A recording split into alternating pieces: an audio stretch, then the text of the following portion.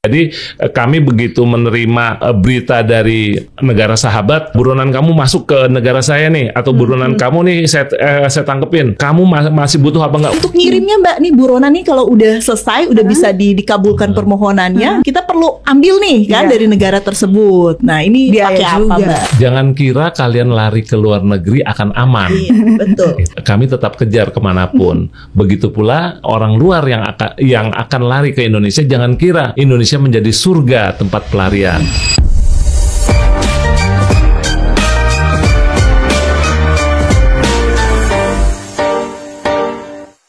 Halo, berjumpa lagi di WhatsApp Waktunya Hukum Menyapa.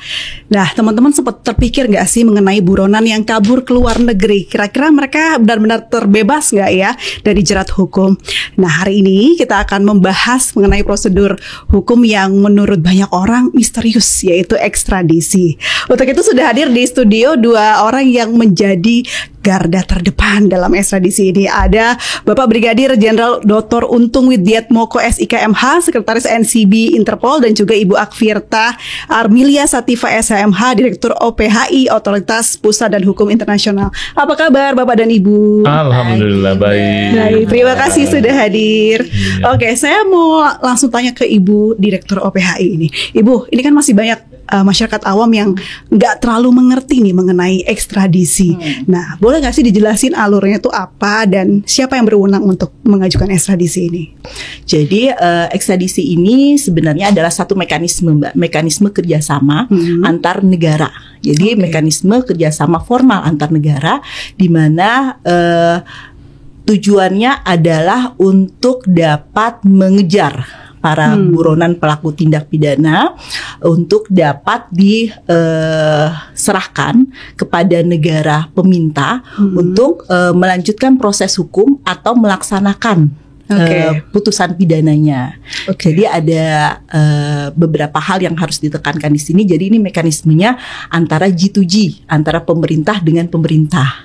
Jadi kayak mengembalikan warga negara asal gitu ya Bu ya, yang buron. Tidak hanya warga negara asal, bisa juga warga negara lain yang melakukan tindak pidana di negara yang meminta, seperti itu. Kalau gitu apa sih Bu bedanya? Kan ada MLA, juga deportasi. Itu apa bedanya dengan ekstradisi? Ya, jadi kalau misalkan orang sering salah kaprah nih, coba kita kejar dulu buronannya dengan MLA. Nah, MLA itu tidak bisa untuk menyerahkan buronan, tapi MLA itu merupakan kerjasama untuk dalam hal pemberian alat bukti. Jadi dalam hal kalau misalkan ada penyidikan, penuntutan, pemeriksaan di pengadilan ataupun eksekusi pengadilan yang melibatkan alat bukti atau aset, nah itu bisa melalui MLA. Jadi lebih kayak kita mau butuh kesaksian nih dari saksi yang ada di luar negeri, nah itu menggunakannya bantuan timbal balik dalam masalah pidana.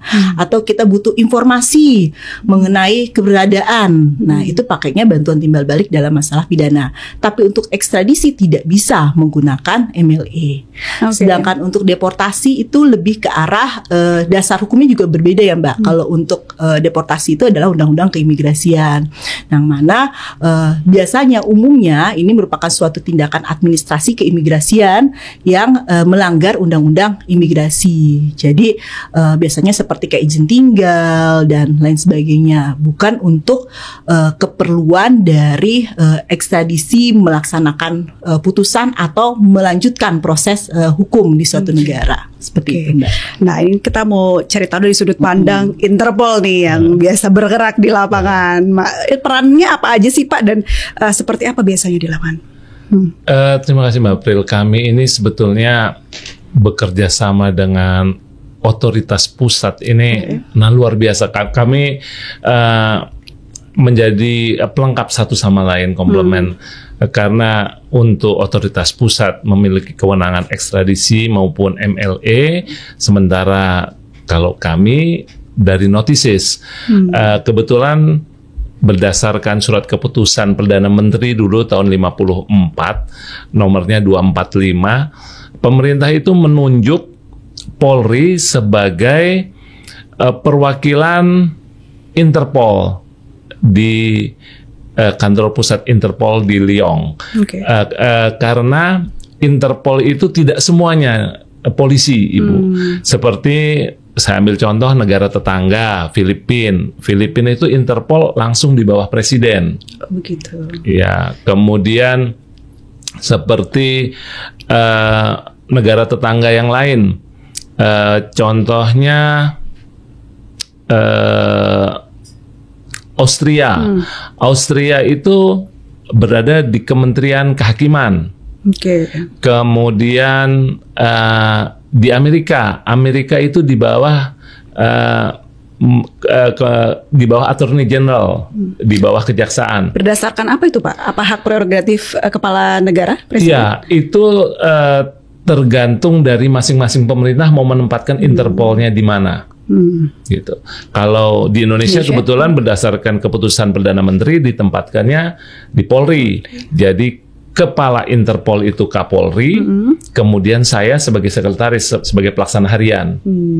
Dan seperti yang disampaikan oleh Bu Firta, terdapat yang disebut ekstradisi maupun MLA yang dibilang misterius. Kalau kami notices, kalau Ibu Firta menggunakan yang kita sebut diplomatic channel atau saluran diplomatik, kalau kami menggunakan Interpol channel atau saluran Interpol, di mana kami bergerak berdasarkan kerjasama police to police antara polisi dengan polisi yang menurut saya lebih simple way daripada menggunakan diplomatic channel, karena diplomatic channel rangkaiannya panjang dan cukup lama. Kalau kami menggunakan Interpol channel untuk menangkap buronan, hanya cukup menghubungi perwakilan Interpol di negara tempat buronan itu melarikan diri, kami hubungi dan kemudian kami mintakan untuk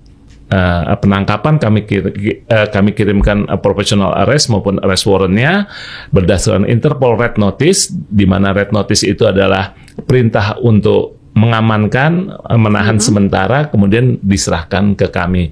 Dan biasanya kami melakukan kerjasama itu tidak lebih dari 1 minggu. Oh, cepat ya, Pak? Iya, 1 minggu selesai. Oke. Nah, tadi disebut ada red notice yang sudah dilakukan selama ini. Nah, itu seberapa efektif penggunaannya dan apakah negara yang bermitra ini cukup responsif? Nah, itu tergantung resiprositas kita. Karena semua tergantung dari network dan kerjasama kita. Contoh, kita dengan Singapura beberapa kali, dengan negara tetangga, kok kayaknya susah ya kami mencari buronan kami yang udah jelas-jelas ada di sana, dan akhirnya selalu dimintakan diplomatic channel. Yaitu kembali lagi kedekatan kita, ya terutama yang mengawaki dengan pihak Interpol. Nah, Singapura, karena Interpol Singapura rupanya dia sangat terbatas begitu. Sudah melintasi dari imigrasi, nah mereka sudah tidak punya kewenangan. Jadi kami biasa melakukan untuk handing over, penyerahan jangan sampai melintas imigrasi, pintu imigrasi. Karena kalau sudah melintas pintu imigrasi artinya diplomatic channel. Beda ranah ini, Pak, ya? Iya, gitu. Itu ada ranahnya. Tapi kami misalnya dengan teman-teman Thailand, dengan teman-teman Kamboja, ya khususnya negara ASEAN, kalau mereka udah melintasi pintu imigrasi, nah tetap, karena ya mohon maaf, kalau Polri ini kayaknya, nah semuanya bisa deh, palu gada, apa lu minta ada semua. Nah demikian juga seperti polisi Kamboja, biar kata sudah melintasi pintu imigrasi, karena di sana imigrasi polisi juga, Bu, kayak Thailand. Nah Thailand juga begitu, yang namanya imigrasi ya polisi.